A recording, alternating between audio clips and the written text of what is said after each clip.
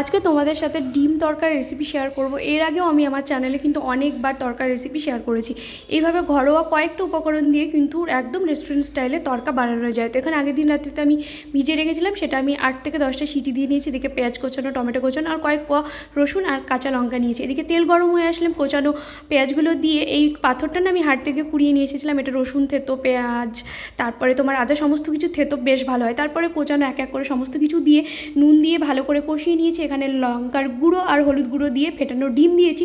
তোমরা এখানে সেদ্ধ করে ডিমও কিন্তু ব্যবহার করতে পারো, কিন্তু এইভাবে মশলার সাথে ভুজিয়া করে ডিম ভেজে নিলে তড়কার টেস্ট কিন্তু অনেকটা বেড়ে যায়। তারপরে সেদ্ধ করে রাখা তড়কাগুলো দিয়ে ভালো করে নাড়াচাড়া করে নিয়েছি। দেখি কাসুরি মেথি অন্য পাত্রে কিন্তু আমি ড্রাই রোস্ট করে হাত দিয়ে ভালো করে গুঁড়ো করে নিয়েছি এবং তার সাথে আমি বাটারও দেবো। এবার ভালো করে ফুটে আসলে তার মধ্যে কাসুরি মেথির গুঁড়ো দিয়ে দিয়েছি আর বাটার দিয়ে দিয়েছি। এবার ভালো করে নাড়াচাড়া করে নিলে আমাদের বাড়িতে কিন্তু একেবারে রেস্টুরেন্ট স্টাইলের তড়কা রেডি। কেমন হলো আজকের রেসিপি অবশ্যই কমেন্টস করে জানিও। চলো টাটা।